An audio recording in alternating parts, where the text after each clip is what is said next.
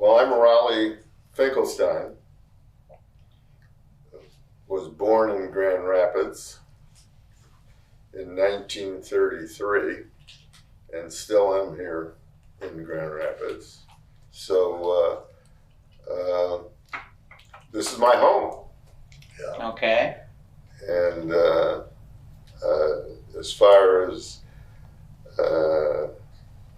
obviously I grew up here, and during the war, I was probably somewhere around 10, 11, 12 years old, and we knew there was a war going on, but we didn't know to the extent of what was going on in Europe as far as the Holocaust. We later found that out. Okay. So that's the beginning of my story. Okay, thank you. Mm-hmm. And I'm Norm Levin, a little bit older than Raleigh, 3 months, born in September of 1932, to a family that had lived here for a number of years prior to that. And I recall significantly via an organization that my parents were involved with, which was the Workmen's Circle, better known as the Arbiter Ring, or either way. And there were always meetings, and there was big concern about what was happening to the Jews in Europe in general, and the help that they needed when they got to the U.S., and the facilitating of aid to those that needed it, and getting jobs and so on. And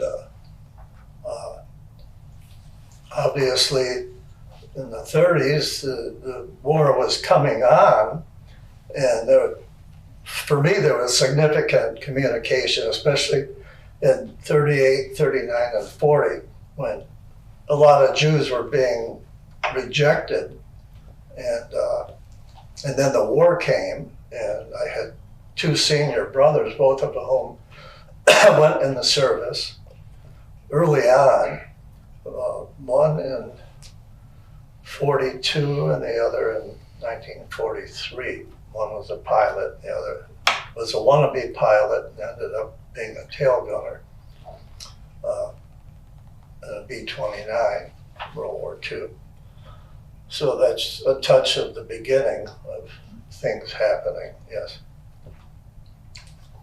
Okay, Mort? Yeah, my name is Mort Finkelstein. I'm a lifetime member or resident of Grand Rapids, Michigan. Been active in Jewish community activities the most of my life. What I remember growing up as a elementary school, I guess was been my time, maybe junior high, there was a lot of talk about the war. I know that among the Jewish community, there was constant talk about war bonds buying, how we could help the war effort. Well, we were almost pre-teen by the Holocaust, and you're talking about 40s. No, we're 30s. We weren't in our teens yet. No. I mean, I was born in 30, so...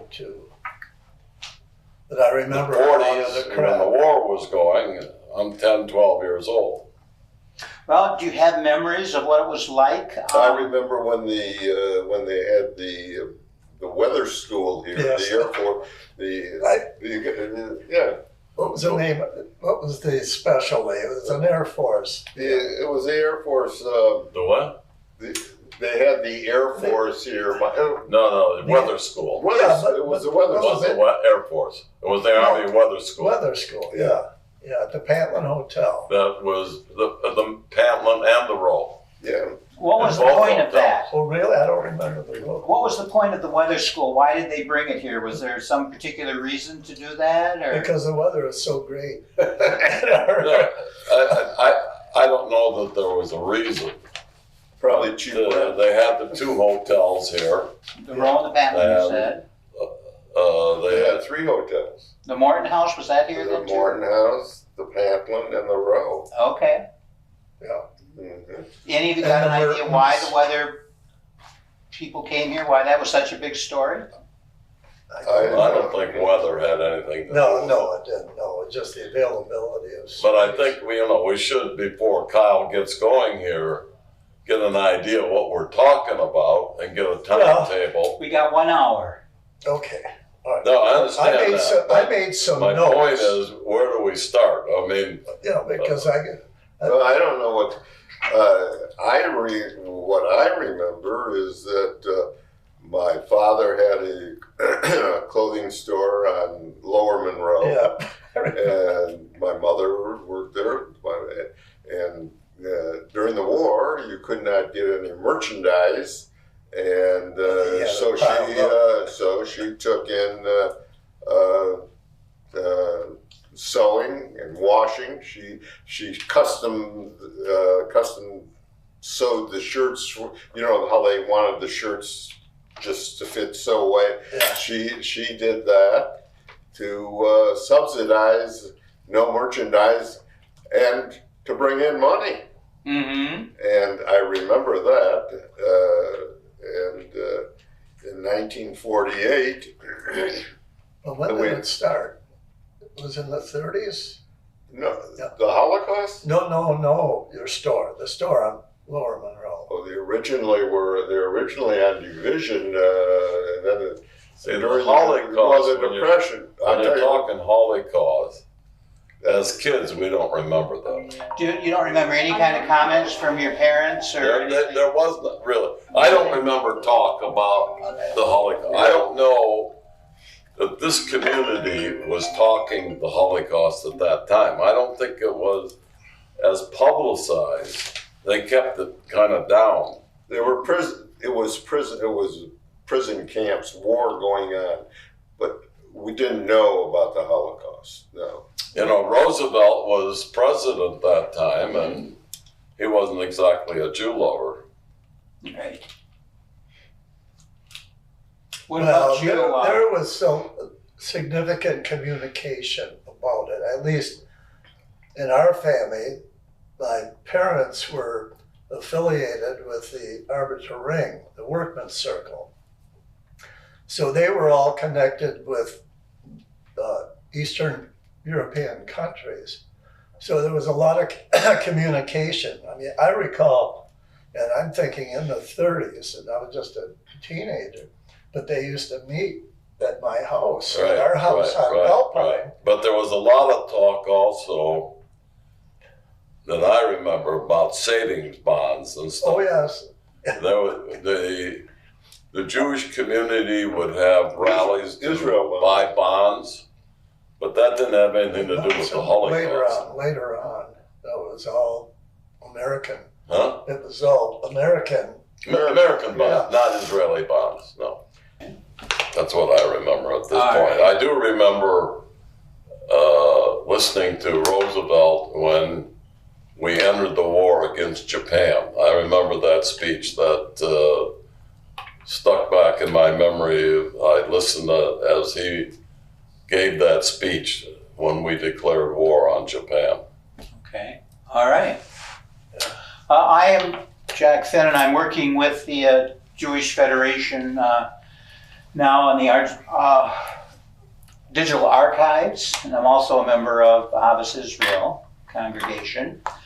What we want to do is just generally, the outline we want to follow is just whatever memories and comments you might have of whatever it was like prior to the war, during the war, and after the war. And we'd like to do this in about an hour. What you've said at this point is that your memories are really pretty limited prior to the Holocaust. Except for you, Norm, you indicated that your family was that because they had more connections in Eastern Europe than... They were really focused on the immigrants. They were all immigrants, and there were so many immigrants that were wanting to come to America To get out of Eastern Europe. To get out of Eastern Europe, starting back in the early teens or the late 1800s. And then as things broke out in Europe during the Nazi sort of takeover, there was a lot of activity of people wanting to come in. And they used to have meetings at our house, and I didn't fully understand what they were talking about, but they were pretty focused on getting people in the U.S. And at that time. you mentioned that the government wasn't real supportive of that. It was difficult to get over here when you were from? Well, like any immigration kind of activity, it's still that way. It's difficult for people to come here. Roosevelt turned around to St. Louis. They were coming in. That was the last ship here, and we wouldn't let them in. Yeah. Which is. Do you have any idea why that was? Was there just a general anti-Jewish bias in this area? Probably Henry Ford. Henry Ford got to him. Well, they claimed quota. Yeah. As it is today, we're still that's still in a number 1, 2, or 3 on the United States trying to get that reorganized or get it in shape, which obviously they haven't, and we have a definite problem. Right. So everybody wants to come here. Well, in those days also, I remember that Rabbi Folkman was the rabbi here at Temple Emmanuel, and he was outspoken about the war, and I don't know if you remember that talk, but a little different than what rabbis would do today, but he actually was talking about it, and he did talk about the treatment of Jews in Eastern Europe and what the Nazis were doing. And I also remember that one of the things which is close to relation to what we have today with high gas prices, that gas was rationed. You had to have gas stamps to buy gas. I don't know if you guys remember that. We used to work with family to take a trip or something who had extra stamps. So there was that, and there were other rationing things that I remember that were not easy to get. Cars were not available in those days. You couldn't buy a new car during those war years. And the industry here, we were pretty much furniture based and automotive based, and they were transitioned into defense companies. A whole bunch of them got converted. Well, you had 3 General Motors plants here that converted to war production. They all we had an uncle that was in the clothing business that gave that up here in Grand Rapids, went to Detroit to work in a defense factory. Mm. Yeah. Sam Kravitz, a longtime resident of Grand Rapids, worked at one of the defense factories back in the early 40s, as I recall. There was also a lot of talk about the Jewish people, among our Jewish people here, about the men that were going into service that were from our community, Jewish community members that were going into the service. I had one family that had, 3 or 4, the Kleiman family had 3 or 4 in the service at one time. Turner, I think the Turetsky's. And my brothers, What was the Jewish population here in the late 30s, early 40s during this war period? Do you have an idea? And we had... Probably about 1,500 families. You think that? Members, not families, people. Yeah, totally. It was a small community. We had the synagogue and the temple. Okay. Both did very well. Okay. Yeah. What percentage of the Jewish population was actually involved in the temple or the synagogue?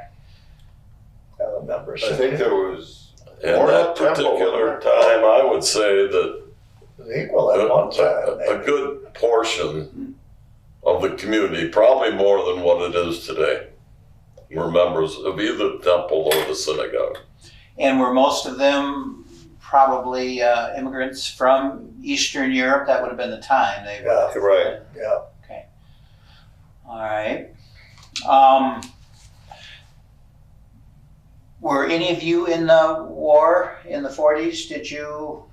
I was in the service, but not in the war. I was in during the Korean War. Okay. The Korean War? Right. Okay. All right.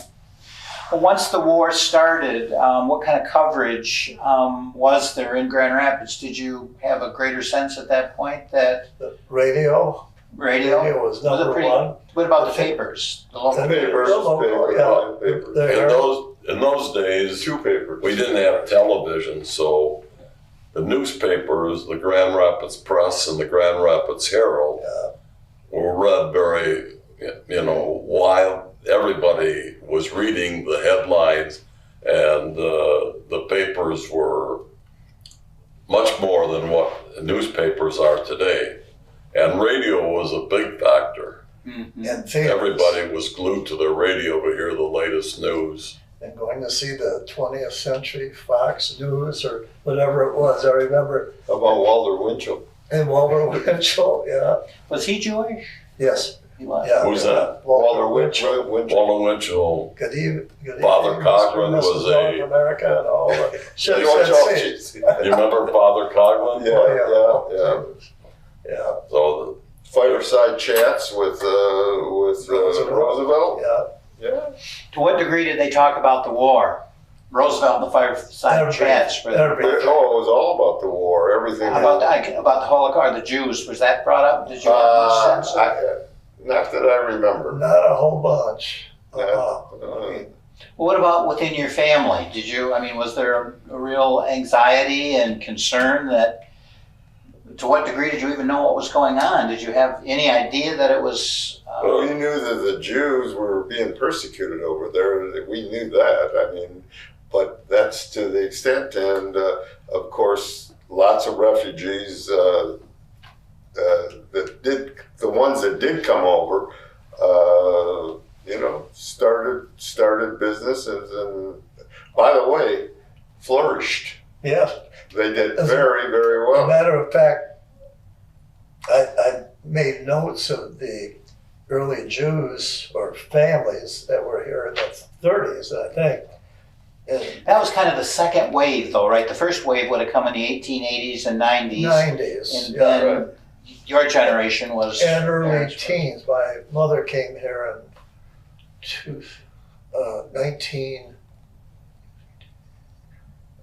1909. My father was probably 1908. Were they married when they came here, or did they No, meet here? no, they met here. Oh, Yeah. okay. But some of the businesses, these two guys, their parents started a business. Was it Michigan Clothiers? Jack's Company. Originally, my dad with his brother and my grandfather had a department store, men's and women's department store on Division.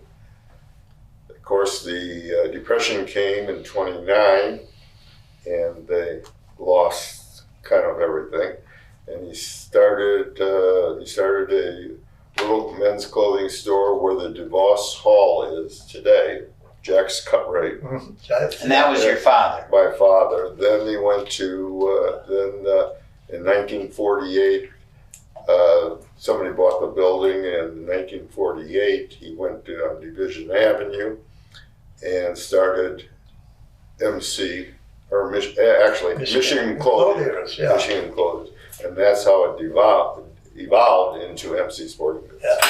Did they call it Michigan Clothers? Yes. When they first started, that was the name. Yeah, And then yes. when it became On the sport. Monroe, wasn't it? Or was it No, it was on on Division? On Division. Started on Division. That was And then the customer. that's where the sporting goods start.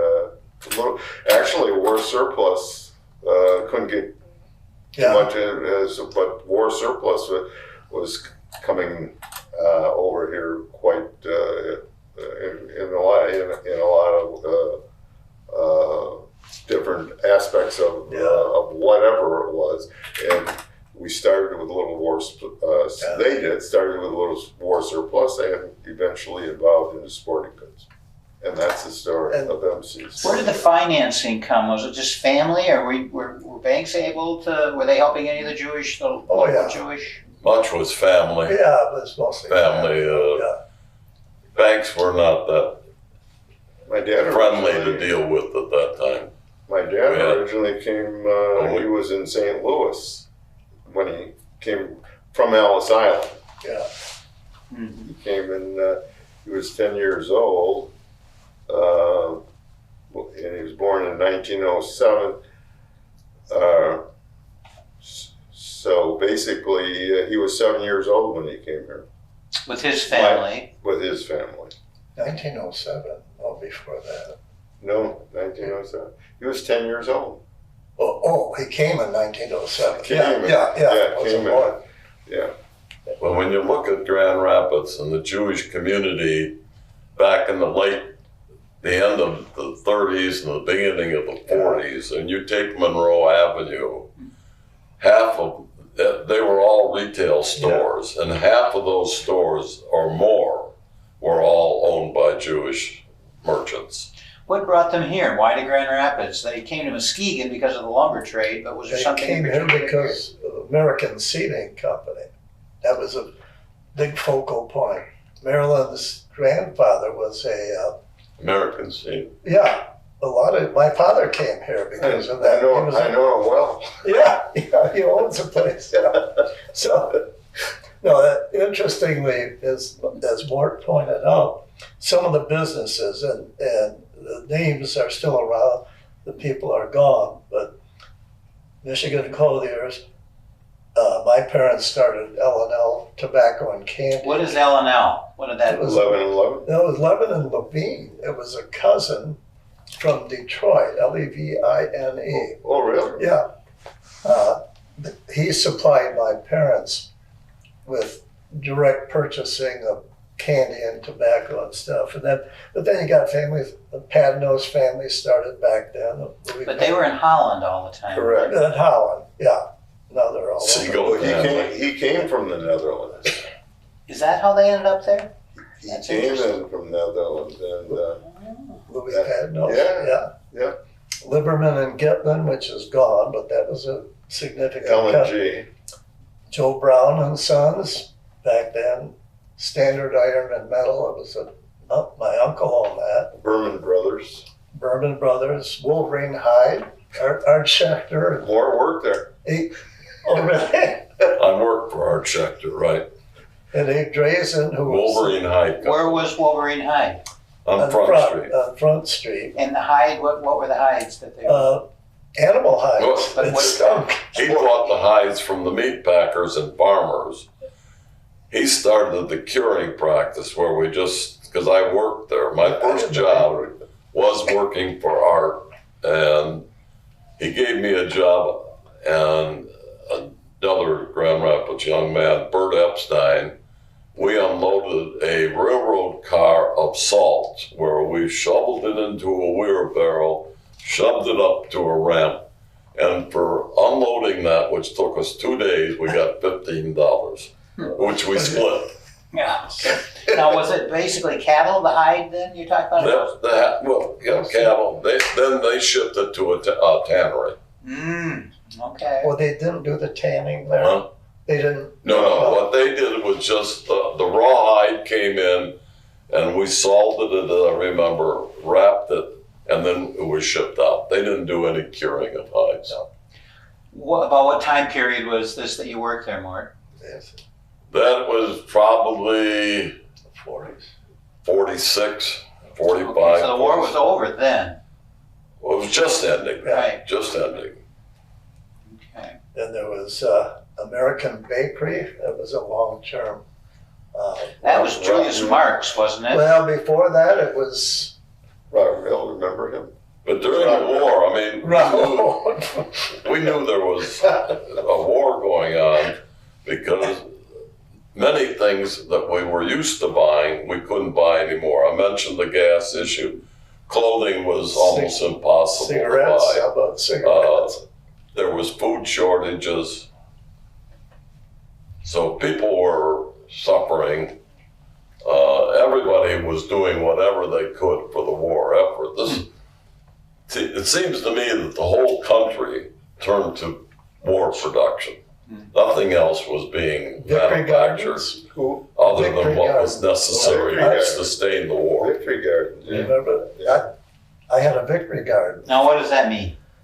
You grew vegetables. Vegetables. I mean, that was a war cause thing. And what'd you do with the garden? It was for the family, or you sold them? Or it Family. Oh, no, you ate it. No. was just for your own Oh, sure. family? Okay. Sure. All right. And that one interesting one was Abe Drazen, who was one of the politicians. In He became mayor. He became mayor of Grand Rapids. Rapids. His father had a little horse and wagon deal. He used to, and this was in the 30s, early 30s, early to mid 30s. And with pickled herring in it and pickles, and it stunk. And a horse and buggy, you know. And he'd go all around the west side. What was the business? Groceries. Okay. Yeah. He made, and he had a little store on Mount Vernon, I think. The father, not Abe. Not Abe, no. And Abe got into what business? It was in the hide business. Oh, And, he was a son-in-law to Arch Schechter. Oh, okay. All right. Wolverine. He didn't unload high. He was in the office. But I remember horse and buggy, horse-drawn milk wagons and Yeah, yeah. ice wagon. Oh. And then I remember, we used to get ice, bring Yeah. ice and put it in Yeah. the so-called refrigerator Big- today. big The icebox, yeah. Yeah. Well, What year was that approximately? In the 40s sometime? Was that Oh, before yeah. the war or during the Oh. war? Late 30s, 40s. early 40s. Yeah. So the war was still going on when that was. Yeah. Yeah, and they had signs that they would put in the window. My great-grandfather was in the coal and ice business in Muskegon. Yeah. And they still have those signs you'd put in the window, how much you wanted, how much ice. Yeah, Yeah, or yeah, yeah. how much milk you wanted. You And they know, had Right. milk boxes. And yeah, the milk houses, boxes. Yeah. they put it in from the outside, and you'd open it. And oh, jeez. Well, those were the days also that I remember when you talk about coal, we had coal furnaces, Right. and they had to be, in the morning you had to put coal in there to get things going, to get the house warm. And we lived on Union at that time, Yeah, I remember that. and we had probably a 3 feet by 2 feet window where the coal truck would come up and shove that Right. chute down in there and drop the coal in. Then I'd go down in the morning and have to shovel it in there. Some people were lucky they had what they call a stoker, Right. Yeah. which you could fill up, and that worked during the day to shove coal into the furnace, but we didn't have that luxury. We had to do it. And I remember there was a chain we had to open to get the flue open or something. A lot different than today. Yeah, the stronger you turn came a in a little later thermostat. after you put big chunks, I we think, had- in the. An oil furnace, an actual Well, oil. Yeah. well, It's made a lot you of. were rich. It was very scary to hear it turn on and off. What about all these businessmen and so forth that were starting all these businesses? To what degree were they aware of what was going on with the war? And were there any organizations around here or groups other than the Der Arbiter group that got together that were concerned about what was going on? Or Well, yes, in Grand Rapids, we had B'nai B'rith, which was very active Yeah. in the war effort to doing what they could do for Jewish soldiers. We had the Hadassah, which was a women's group that also was very active in that.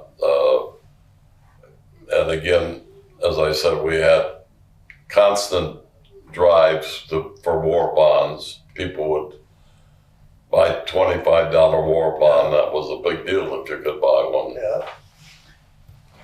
And what kind of interest were they getting on that? They were just, the war bond money was going just to support the war effort. The war Right, effort, right. yeah. Just- Right.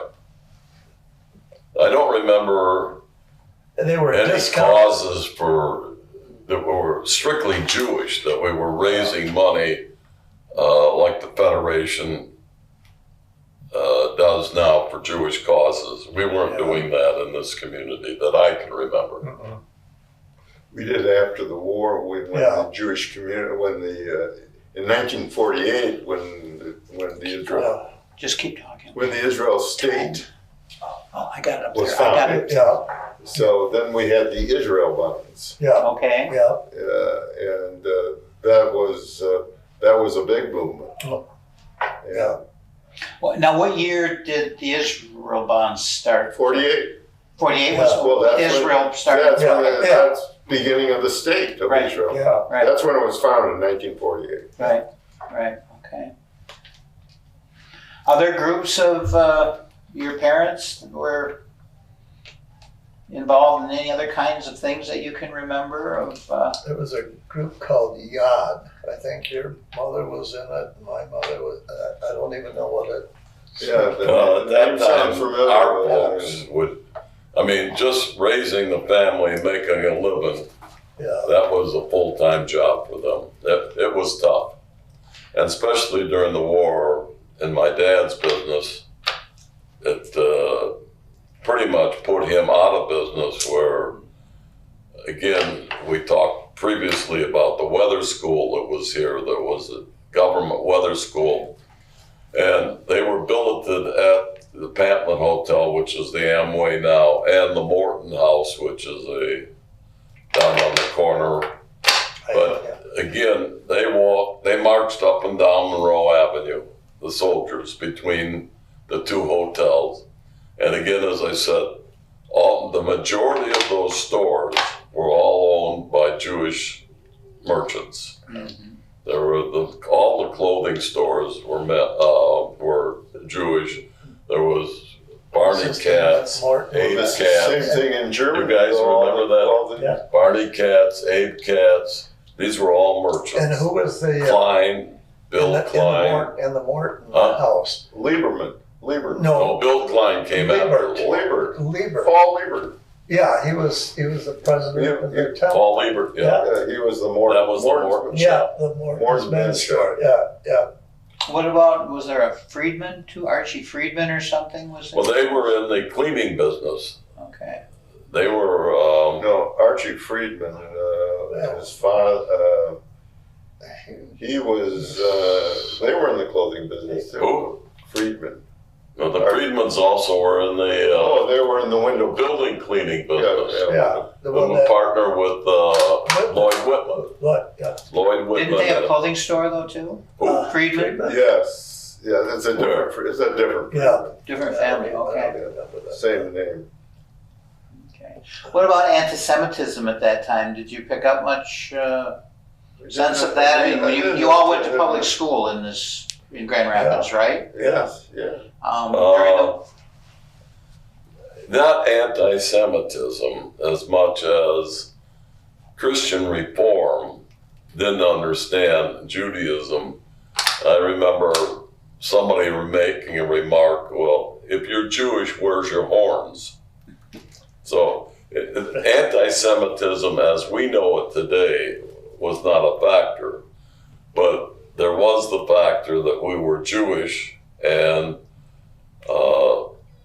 on the high holy days, some teachers would have tests that were not able to make up. I remember that. so they wouldn't let you make them up if you weren't No, they would not allow us to make it. They had a test. They knew it was the holidays. They knew we weren't going to be in school. And they had a test that day, and we flunked. Really? Was that true for both of you too? I don't Well, I recall just that. put my own marks in. You had brown hair. But there wasn't the anti-Semitism that we have today. You know, the expression, you talk about, I'll Jew you down. Yeah, That that was originally the farmers. You know, they chew tobacco. I'll chew you down. You know, we're chewing and Oh, we're talking. okay. It was I'll chew you down, and it became. Oh, really? Yes, Yeah, yeah, that's where that- where that came from. Really? Mhm. They did have a Bund organization. A what? A German Bund. And- Kind of anti. Yeah, they met at the Schnitzelbank. I mean, there was a group that met there. Yeah. They were all German. And there were some issues. German Jews or just No, German? Germans. Oh, okay. Well, Ford wouldn't. If you were Jewish, wouldn't hire you originally. Yeah, Henry Ford. Henry yeah, Ford yeah. would not hire you if you found out you're Jewish. Another organization not related to Judaism, but during the Depression was the CCC camps. Oh, yeah. Civilian Conservation Corps. Yeah. And I lived on the west side, which was the lower demographic area. And a lot of families ended up doing that. They had camps up north and they'd plant trees and all that stuff. And Jews were a big part of that? No, they were No. They were not farmers. No. They were more. I think did a little farming over in Europe. But Yeah. they came here and. Well, and speaking of Nazis and all the issues, the city that my mother was born in was completely demolished, leveled. It was all Jews. And where was that, Lithuania? In Or? Lithuania, it was called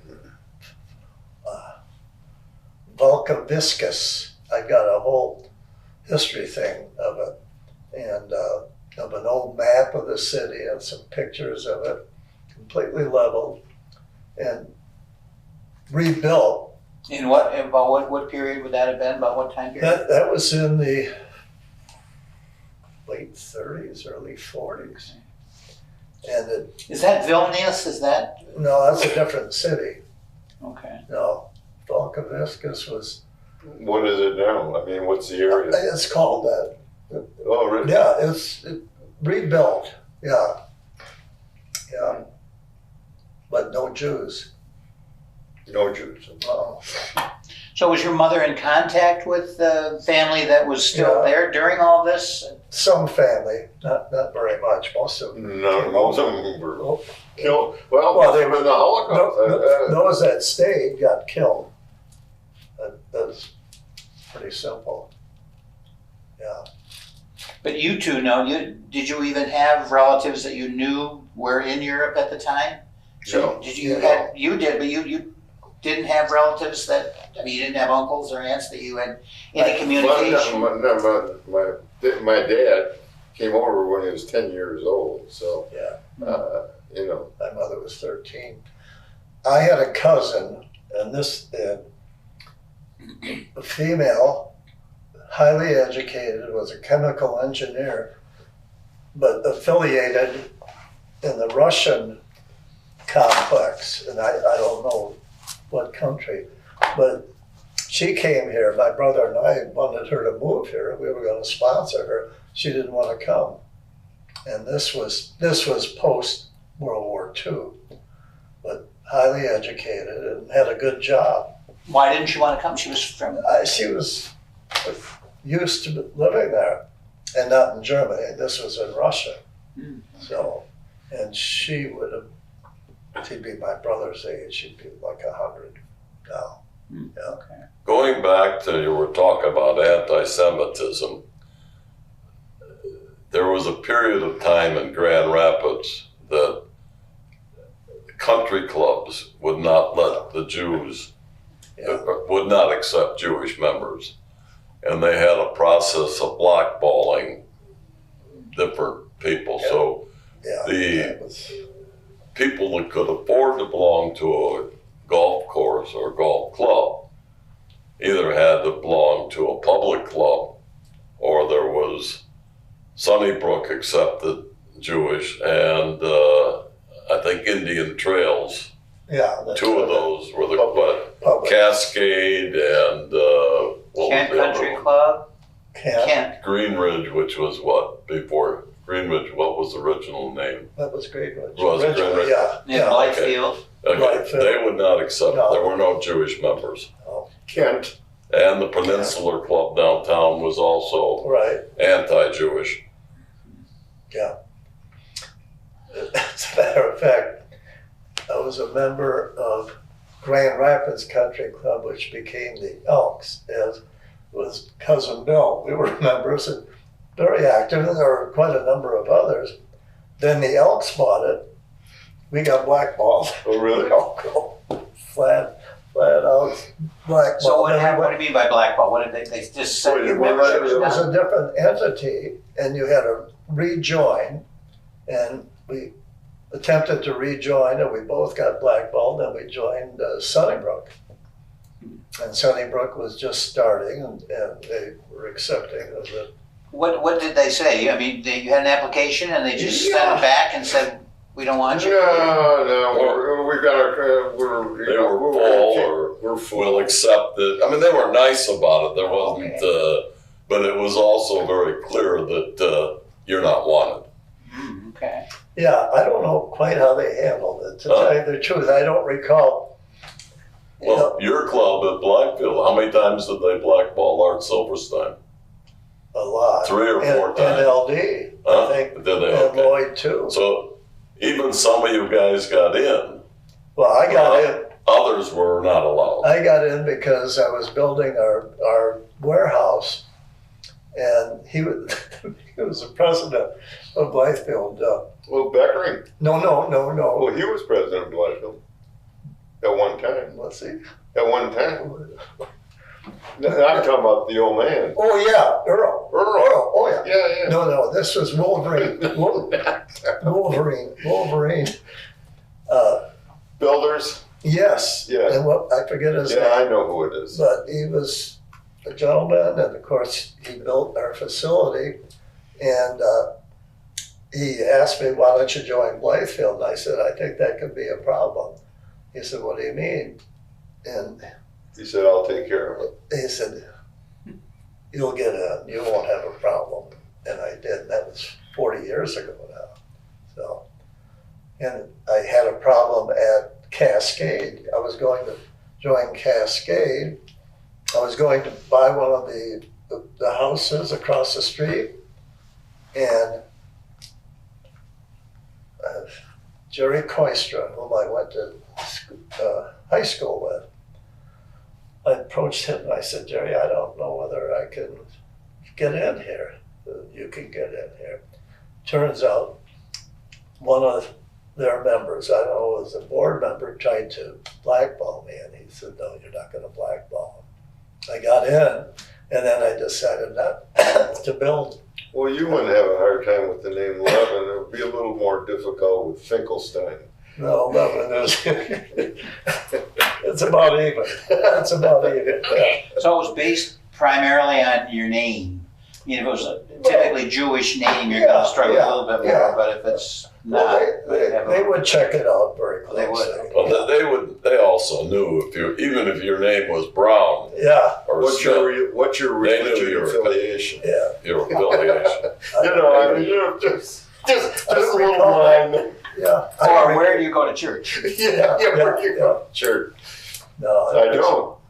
Yeah, but those I are go to temple. real manifestations of anti-Semitism, without verbalizing it, but to get in. They still ask that question. Yeah. Okay, now after the war, let's round it out with that. War's over, and at that point, I guess probably the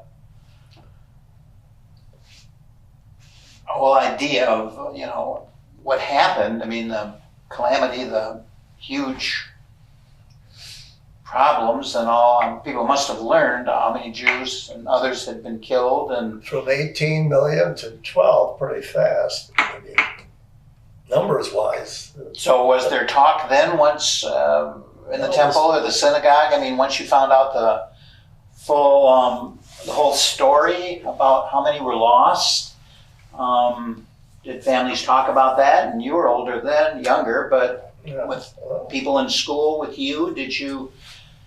pretty traumatic. I mean, all said and done. The number was staggering. The number itself.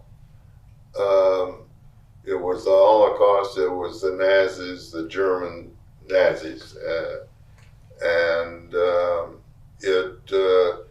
it was a talking point of what they did in these camps and how they exterminated them. That talk was around. Well, there were movies. Yeah, you know, yeah. I mean, it was bloody. And of course, after many years later, when they came out with who did who was the producer that Steinberg did the And Frank. what was the name of that movie? Himmler's List. Himmler's List. Yeah. Right, Schindler's List. Schindler's Yeah. List. Right. Yeah, Schindler's List. Well, that's when the people really got involved, and not only Jews. I mean, I'm talking about everybody got involved. Yeah. That was a so.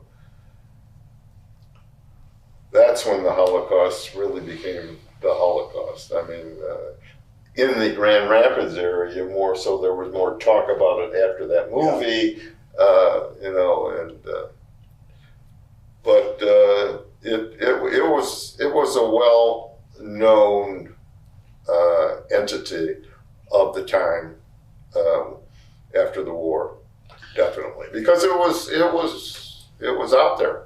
Right. Well, plus the fact that a lot of the Christian churches and ethnic groups that were connected with Jews and that helped them. I mean, the Dutch, there were a lot of stories. As a matter of fact, one recognized here, I forget, Whitty, was it Whitty? Mm-hmm. Yeah, and others. Well, we have here in Temple Emmanuel the whole hallway Right. of Dutch citizens from Holland that helped the Jews in Holland Yeah. Right. escape or hid them during the Holocaust or during the war. Right. And their stories started to come out. And that's why we have that remember on the wall here in Temple Emmanuel. Yeah. Well, the story of Anne Frank, that book, that Yeah. story of the Dutch people that housed her in their attic, and she wrote the book, and they published the book, and Yeah. that became a well-known, actually a well-known book. Oh, well-known everything. My daughter was just there. My daughter's in Europe and visited the. So the churches stepped up. Was it primarily the Calvinist? What about the Catholic Church? They were for quite some time. They were. I don't think they. Did you have many Catholic friends at all? I had a lot of Catholic. Oh yeah. Well, Was that ever especially an on the west side. I mean, there's on the west side they have it's a main Polish Catholic Church. On the south side, southeast side, we have the Dutch Reform, and of course, the Jews. Though they had a place on the west side. They also had a place. The temple was on the east side, so we were on both sides of the city. Yeah, the Catholics had a lot of halls, ethnic halls, Lithuania. Yeah. I used to go to a lot of them. Yeah. Now, why would you go to a lot of them? Were you just Well, it was business. No, I had vending machines, and I used to sell stuff to them. Yeah, a whole bunch of. What about with the businesses after the war? Were they? Was there ever any issue with people shopping at them, or did it was just a lot of sympathy for Jews? Do you recall from the churches and from other people, or I don't know was there if much there was- discussion? I don't think think it was, that in Grand Rapids there was any issue whether it was a Jewish-owned store or not. If you were selling what they wanted and what the public wanted, they would shop at your store. Okay. There wasn't any that I can remember animosity within this community that it's a Jew store, so to speak. I mean, if they had what you want, people bought it. And I think that was pretty well done, because most of the stores, any store of any size, was owned by a Jewish merchant. Very few were not, other than the department stores. Steckedy's was not Jewish. Herpelsheimer's were not Jewish. Wurzburg's were not Jewish. People's department store was. Yeah. Fishman. Yeah. So there were 4 major department stores. Where was People's? Pardon? Where was People's? Right next to Wurzburg's. Lower Monroe. Lower Monroe. Yeah. And that was a local Jewish store, Yeah. or was it a chain? Fishman. It was a Lou chain? Fishman. Yeah. Yeah. His Lou and Ben Fishman. Yeah. And then they had a shoe store called I know in our business, as we started out in the sporting goods business. No, in the shoe store was a clothing store. Lubin's. Lubin. Oh yeah. Lubin's. Yeah. Lubin. In our business, the sporting goods, there were only 2 sporting goods stores in town which actually catered to team sports. That was Goebel and Brown's and the Bim. And Goebel and Brown's was an ex-mayor of Grand Rapids. Both of them were Michigan football players. They had good names. So when our family started in the sporting goods business, it was a new adventure, because our type of sporting goods was not existent until we got there, where a single store would sell camping equipment, hunting and fishing equipment. All that was sold in strictly department stores.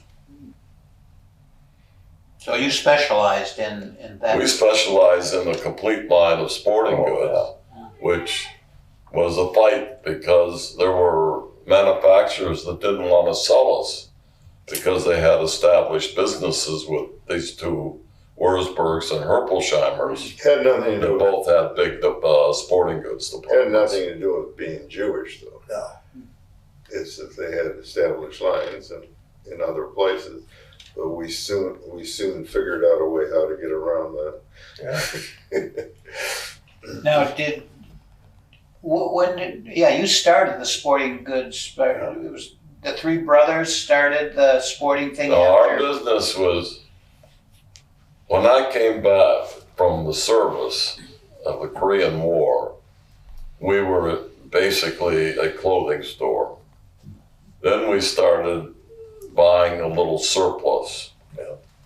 And then Now, surplus means what? This it was was government surplus Government. from the war. The government was selling, we bought flight pants, sheep line flight pants. We Okay. bought canteens, shovels, whatever the military wanted to get rid of. Blankets. We bought. Blankets. That was a big Sleeping bags. business. Huh?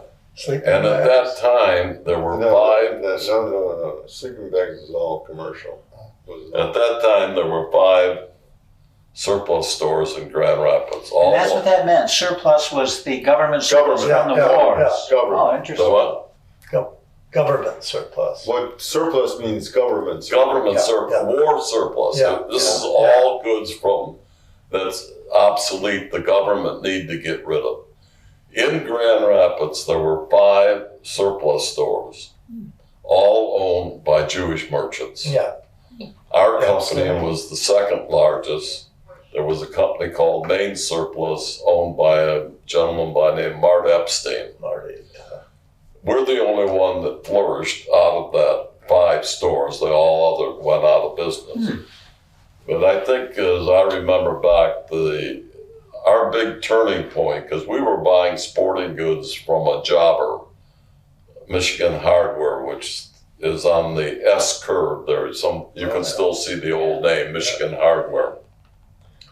But at that time, I remember I got very friendly with the Shakespeare representative. On Michigan Hardware. And his name was Don Culp. And I said,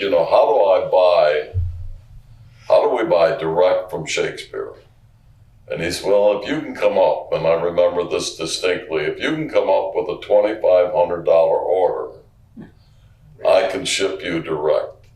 And at that time, you know, you buy a fishing reel at $5. A fishing pole might have been $3, $4. Well, to get to 2,500, that was a lot of merchandise. So we bought it, and that basically was the start of how we started to buy direct from manufacturers. What did you say? He says it's hard to get to 2,500. I says, especially when you didn't have it. Yeah, that sort of relates to our family business, which was supported by a cousin who was on direct with tobacco companies. And that was a big thing, is to be able to buy Camels directly as opposed to be a secondary customer. So where did the money, but basically the 2,500, just family? Well, it's accumulation of money. But I mean, you didn't go to a bank at that point. You just, your family or friends, is that basically where the financing came from early on? Yeah, early on, but as we all grew, we went to commercial banks. Eventually got into commercial banking. Well, when you talk about the banking on that issue, for our business, Michigan Clothers, we had a store on Division Avenue, and the city decided to take the parking off Division Avenue, that no parking, which the way at that time our family felt we were going to be out of business. Right.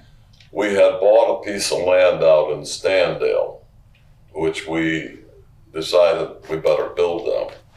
At that point, my mother went around to all the banks to get a loan. It was $75,000 at that time. And only one bank was willing to take a chance on her, because we really didn't have the backing that they wanted. They didn't want it. So Michigan National gave us that thing. And as our company grew, other banks decided, hey, you know, this is a nice company. Let's see if we can get a chunk of their business. And each time when they would make a presentation to my mother, who was the financial genius for our company, she would listen, and then she would, if it was better than she had, she would go down to Michigan National and sit there and say, this is what I can get. Can you do anything about it? And of course, each time they did meet the competition, but she was very loyal to Michigan National. Was that the Stoddards? Were they? Yes. The Stoddards were at that point? Okay. And we stayed with that company our whole time in business. Well, actually, Central Bank was also the Stoddards. Yes. And that's where they originally started a little banking, and then they needed that loan, and Central Bank could not get the loan, but Michigan National, which is a sister, which is right across the street, right? And that's how I got started with Michigan National. Who was first, Michigan National or Central? Central came in last. Central was first. But that was the Stoddards too? Oh yeah. Oh yeah. Then they split off, and that's how Michigan National. Yeah, well, the Stoddards originally in Detroit. They're originally from Detroit. That's where the big banking was, and they came to Grand Rapids. Oh, this. Well, it's Bank America now. Right. Right. I guess one final question, we can close here. Did, after the Holocaust and all of this, did you see any difference in terms of business, activity or ventures, or people being more willing or less willing to work with you? Was there any kind of lasting? I don't think we didn't have a problem of being Jewish as far as working with us. At that time, when I don't recall a problem. I had many Gentile friends, and probably more than Jewish friends. I was going to I was in public school. And you know, in our school, of course, your union had more Jews in it than Ottawa. Oh yeah. No, I don't know. Where were you then? What you were in? He is in Union. Union? We were in Ottawa, Ottawa. Okay. The old Ottawa. the old Ottawa. Yeah. So We didn't, after the war, there wasn't really not an issue in school that I can remember. I don't remember, other than the country clubs Yeah. wouldn't let us in. That was the big issue. Social clubs. Once we were able to afford the country club type situation, Yeah. now we couldn't get in. Yeah. well, That was, we were kept they out. were afraid the Jews were going to buy. It didn't make a difference to Raleigh because Raleigh didn't play golf, so it's Yeah, well, you didn't have to But worry. I would say we were pretty well non-discriminated against Yeah. in this community. Hmm. We didn't have problems.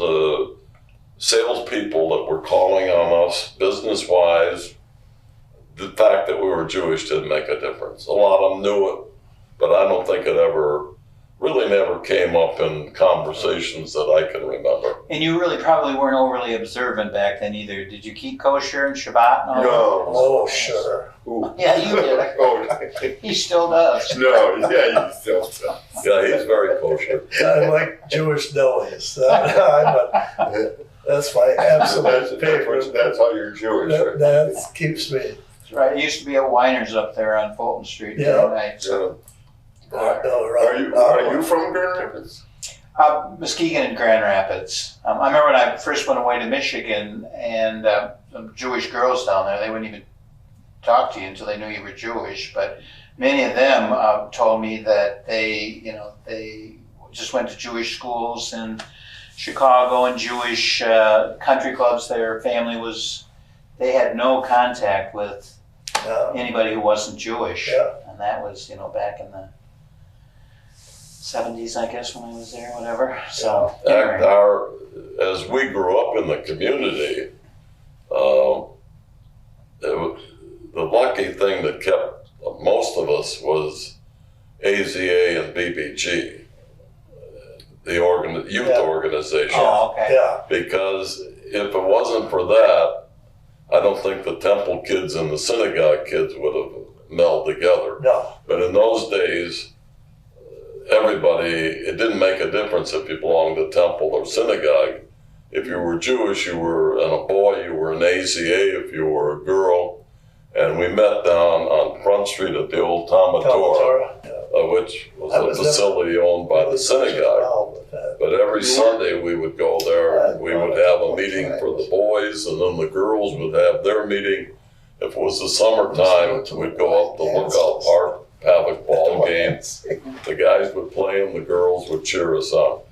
I remember when I first came to Grand Rapids years ago, and I talked to some rabbi, and he told me I looked like 5 Christian boys. The what? The rabbi told me I looked like 5 Christian boys. Oh, really? So, Who was the rabbi, you I recall? don't even remember. Up here? Got The water? synagogue. No, Keeble. I don't know. I think he married us. Anyway. Who? Any closing comments or summaries you'd like to make about the topic that you would like recorded? Well, I think everybody should know about the Holocaust. It's an eye-opener to a lot of people that never knew about it or never got, or a lot of people never want to know about it. Right. And it is definitely an eye-opener. And they should go to Meyer Gardens and see the display. Yeah. It's coming up soon. Norman? I think it hopefully will never disappear from history in the educational arena. I mean, there's some efforts here and there where they're attempting to play it down. And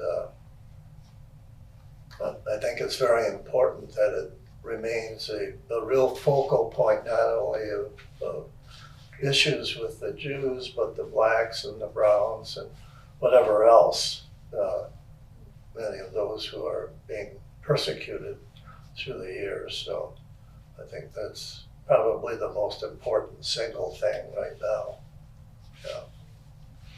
Mort? Well, I think that the new exhibit going in down at Myers Garden is going to keep reminding people of the Holocaust, the terrible thing that happened, and hopefully it won't happen again. And we also hope through our website that we will be able to educate people who didn't know about or haven't heard about or don't believe the Holocaust took place can be educated that this did happen and human beings shouldn't do that type of thing to other human beings.